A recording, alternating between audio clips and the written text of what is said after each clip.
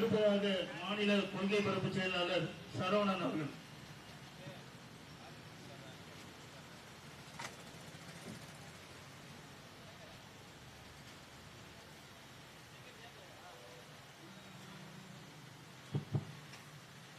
நாடாளுமன்ற தேர்தலில் நாம் தமிழ் கட்சியின் சார்பாக இந்த களத்திலே போட்டியிடக்கூடிய அண்ணன் கலைஞர் அவர்களை ஆதரித்து அண்ணன் சீமான் அவர்கள் எங்கள் நேரத்தில் உரையாற்றுவோம். இந்த தேர்தல் களம் சூடுபிடிக்க ஆரம்பித்துள்ளது. தேர்தலிலே அரசியல் கட்சிகள், அதுவும் குறிப்பாக இந்த மண்ணிற்கு ஆண்ட கட்சிகள், ஆள துடிக்கின்ற காங்கிரஸ், இப்போது ஆண்டு கொண்டிருக்கின்ற பாஜக போன்ற கட்சிகள் தொடர்ச்சியாக வாக்குறுதிகளை அள்ளி வீசுகிறார்கள். வாக்குறுதி என்ற பெயரில் மக்களை ஏமாற்றுவதற்கு புதிய திட்டங்களை, புதிய சட்டங்களை போடுவதாக ஒரு பக்கம் பாரதிய ஜனதாவும் இன்னொரு பக்கம் காங்கிரசும் சொல்லி வருகிறார்கள். இந்த நாட்டிற்கு தேவையில்லாத சட்டங்களை போட்டது இந்த பாரதிய ஜனதா. அந்த சட்டங்களுக்கு முன்னோடியாக இருந்தது காங்கிரஸ் கொண்டு வந்த தீர்மானங்கள். நீங்க இந்த நாட்டில் சிஏஏ சட்டம், என்பிஆர் சட்டம், என்ஆர்சி போன்ற சட்டங்கள் பாஜக கொண்டு வந்துச்சு. நீங்க ஒரு பொய் பரப்புரையை செய்யறாங்க. பாஜக செயல்படுத்தியது, பாஜக அதை அமல்படுத்தியது. ஆனால் அந்த சட்டத்திற்கு வரைவு கொண்டு வந்தது காங்கிரஸ் கட்சி. காங்கிரஸ் கட்சி 2009 நீட்டுக்கான வரைவை கொண்டு வந்தார்கள். அப்பொழுதே CAA, NPR, NRC, NIA, forest amendment act, வேளாண் திருத்த சட்டம், இப்படி எல்லா சட்டங்களுக்கும் வரைவை கொண்டு வந்தது காங்கிரஸ். அதை செயல்படுத்தி இருக்கிறது இன்னைக்கு இருக்கிற பாஜக.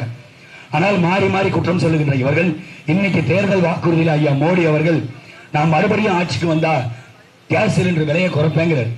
கேஸ் சிலிண்டர் விலையை 10 ஆண்டு காலம் ஆட்சி அதிகாரத்தில் இருக்கும் பொழுது குறைக்காத நாட்டினுடைய பிரதமர் ஐயா நரேந்திர மோடி இப்ப அடுத்த 5 ஆண்டுகள்ல எப்படி குறைப்பாரு? இந்த கேள்விக்கு பாஜகவில் யாராவது ஒருவர் பதில் சொல்லுவாங்களா? எதற்காக நீங்கள் பெட்ரோல் டீசல் விலையை ஏத்துனீங்க? இன்னைக்கு காங்கிரஸ் ஒரு தேர்தல் அறிக்கை கொடுக்குது, நாங்க ஆட்சிக்கு வந்துட்டா சிலிண்டர் 500 ரூபாய்க்கு கொடுப்போம், பெட்ரோலை 75 ரூபாய்க்கு கொடுப்போம், டீசல் 65 ரூபாய்க்கு கொடுப்போம் அப்படின்னு காங்கிரஸ் சொல்லுது. அதே திமுக அதை தான் வலியுறுத்துறாங்க. இப்ப நாம என்ன கேட்கிறோம்? பெட்ரோல் டீசல் விலை உயரும் பொழுது எண்ணெய் நிறுவனங்களே அதை ஏற்றுக்கொள்கிறார்கள், அதை அரசு தலையிட முடியாது அப்படின்னு சொல்ற இந்த ஆட்சியாளர்கள் தேர்தல் வந்து விட்டால் நான் பெட்ரோல் டீசல் விலையை குறைப்பேன், கேஸுக்கு மானியம் கொடுப்பேன், கேஸ் விலையை குறைப்பேன் அப்படின்னு எதை வைத்து சொல்றீங்க? உங்களால அந்த விலையை நிர்ணயிக்க முடியாது, அதை தனியார் தான் நிர்ணயிப்பார் என்று சொன்ன நீங்க தேர்தல் வரும்பொழுது நாங்க மாற்ற முடியும் அப்படின்னு சொல்றீங்க. அப்ப எதுக்கு நாடகம் போடுறீங்க? அந்த நாடகத்தை தோற்கடிக்கிறதுக்கு தான் நாங்க வந்திருக்கோம். அதைத்தான் நாங்க கேள்விகளா முன்வைக்கிறோம். பெட்ரோல் டீசல் விலையை இவர்களால் குறைக்க முடியும். வேட் வரியிலிருந்து எடுத்துட்டு ஜிஎஸ்டி போட்டா பெட்ரோல் டீசல் விலையை கம்மியாக கொடுக்க முடியும். தனிப்பெரும் முதலாளிகள் வாழ்வதற்கு, அம்பானி அதானி போன்ற முதலாளிகள் வாழ்வதற்கு இந்த நாட்டு மக்களுக்கு பெட்ரோல் டீசலை அதிக விலைகளை இன்னைக்கு பாஜக வித்துக்கிட்டு இருக்கு. இதுக்கு மாற்று காங்கிரஸ் கிடையாது. காங்கிரசும் 2004 இருந்து 2014 வரை 10 ஆண்டு கால ஆட்சியில அவங்களும் தான் செஞ்சாங்க. 2 பேருக்கும் மாற்று ஒண்ணும் கிடையாது. காங்கிரஸ் என்பது கதர் கட்டிய பாஜக, பாஜக என்பது காவி கட்டிய காங்கிரஸ். 2 பேருக்கும் மாற்று கொள்கை, மாற்று சித்தாந்தம், மாற்று பொருளாதார கொள்கை, வெளியுறவு கொள்கை ஒண்ணும் கிடையாது. 2 பேர் ஏற்றுக்கொண்டிருக்கிறதும் இந்த பொருளாதார கொள்கையில சர்வதேச பொருளாதார கொள்கை, சந்தை பொருளாதாரம். அந்த சந்தை பொருளாதாரத்தை வைத்துக் கொண்டு நாட்டு மக்களை எப்படி வளப்படுத்த முடியும்? இன்னைக்கு காங்கிரஸ் சொல்லுது, மகாலட்சுமின்னு ஒரு திட்டம் கொடுத்து அதுல வருஷத்துக்கு நாங்க 1 லட்சம் ரூபாய் கொடுப்போம். நீங்கள் 1 லட்சம் ரூபாய் கொடுப்பது வளர்ச்சி அல்ல. நீங்கள் இலவசங்களை, வரிகளை எங்களுக்கு மக்களுக்கு கொடுக்கிறது அது பயன் பெறாது.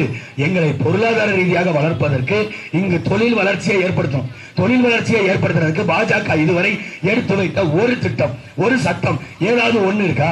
2 கோடி இளைஞர்களுக்கு வேலை வாய்ப்பை கொடுப்பேன்னு சொன்ன நரேந்திர மோடி இதுவரை 20 கோடி பேருக்கு கொடுத்திருக்கணும். 10 ஆண்டு கால ஆட்சி முடிய போகுது. இதுவரை 2 லட்சம் பேருக்கு வேலை வாய்ப்பை கொடுத்திருக்காரா? அதை புடுங்க முடியலன்னா அடுத்த 5 ஆண்டுகள்ல அவர் எதை புடுங்க போறாரு? எதற்காக அவருக்கு நம்ம வாக்களிக்கணும்? நரேந்திர மோடி சொன்ன எந்த வாக்குறுதியும் அவர் நிறைவேற்றல. கருப்பு பணத்தை மீட்டுகிறாரா? 500 ரூபாய் 1000 ரூபாய் செல்லாது. அந்த 500 1000 செல்லாம போனதுக்கு என்ன காரணம்னா, கருப்பு பணத்தை மீட்க போற 100 நாள் பொறுத்துக்கங்க. 100 நாள் நான் கருப்பு பணத்தை மீட்கலன்னா பெட்ரோல் ஊத்தி கொளுத்துங்க. பெட்ரோல் கேனோட நாங்களும் தெரிஞ்சமே நரேந்திர மோடி. அன்னைக்கெல்லாம் நீங்க ஏன் வரல? நரேந்திர மோடி வேலை வாய்ப்பை ஏற்படுத்தல, கல்வியை மேம்படுத்துவேன். கல்வியை மேம்படுத்திருக்காங்களா? கல்வியை மேம்படுத்தல. பொருளாதாரத்தை மேம்படுத்துவார், பொருளாதாரத்தையும் மேம்படுத்தல. இந்தியாவை வல்லரசாக்குவாரு, இந்தியாவை வல்லரசாக்கல. நீங்க ஐயா மோடி கிட்ட இப்ப கேக்குறாங்க, 2020 இந்தியா வல்லரசாகும் சொன்னீங்களா? 2024 வந்துருச்சு, இன்னும் வல்லரசு ஆகலையே. இப்ப ஆகலைன்னா என்ன 2047 ஆயிரும். ஐயா 2047 ஆகலைன்னா 2067 ஆயிரும். ஐயா 2067 ஆகலைன்னா 2087 ஆயிருங்க. இந்த நம்ம அண்ணன் கும்கி படத்துல நம்ம தம்பிராமையா போய் ஜோசியங்க பாருல கையை பார்த்துட்டு 52 வயசு வரைக்கும் கஷ்டப்பட்டு துன்பப்பட்டு துயரப்பட்டு கர்மாயப்பட்டு அப்புறம் 52 வயசுக்கு மேல அதுவே பழகிரும் சொல்லுவார்ல, அது போல 20 நடக்கலைன்னா 47 நடக்குமா, அப்புறம் 67, அப்புறம் 87, கடைசியில பிம்பிளிக்கு பிள்ளா பின்ட்டு மாமா பிஸ்கோத்துட்டு இவன் நிறைய கட்டிட்டு போயிடுவான், இந்த நாட்டை கூறு போட்டு வித்துட்டு போயிடுவான். நாம எங்க போறது?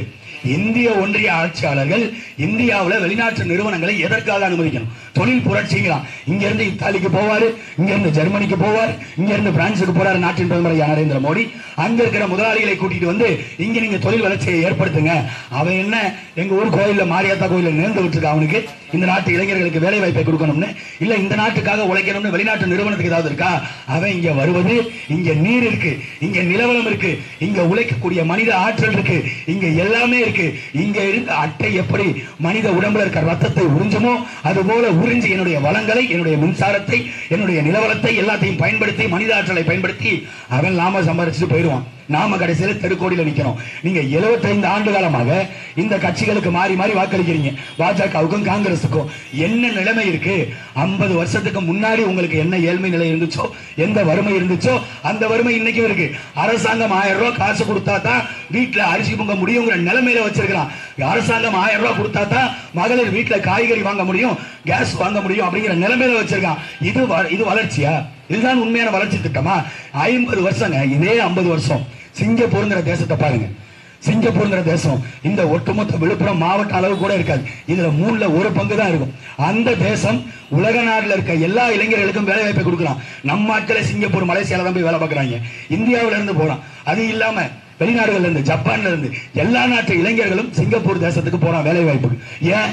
அந்த மண்ணை நேசிக்கக்கூடிய மகன் ஆள்றான். அதனால லீ குவான் யூங்கிற ஒரு தலைவன் அந்த தேசத்தை உருவாக்கி அங்க தொழில் வளர்ச்சியை உருவாக்கி எல்லா நாட்டு இளைஞர்களுக்கும் வேலை வாய்ப்பை கொடுக்கிறான். ஆனால் இந்த நாடு எவ்வளவு பெரிய நாடு, 121 கோடி மக்களுக்கு மேல இருக்கிறோம். ஆனா நமக்கு இங்க வேலை வாய்ப்பை ஏற்படுத்துறதுக்கு வெளிநாட்டுக்காரன் தான் வரணும்னா அமைச்சர்கள் இதற்கு, பிரதமர் இதற்கு பக்கடா திங்கவா? தொழில் வளர்ச்சியை ஏற்படுத்துங்க, வேலை வாய்ப்பை கொடுங்கன்னு கேட்டதுக்கு இந்த நாட்டின் பிரதமர் ஐயா மோடி எல்லாரும் பக்கரா வித்து பொழைச்சிக்கங்க அப்படின்னாரு. பக்கரா விற்கிறதும் தொழில் தானே ஐயா, மாமா வேலை பார்க்கறதும் தொழில் தாங்கயா. அதை நீங்க பாக்குறீங்களா? உங்களால பார்க்க முடியுமா? நாட்டின் பிரதமர் ஐயா மோடி மாமா வேலை பார்த்திருக்காரு. மோடி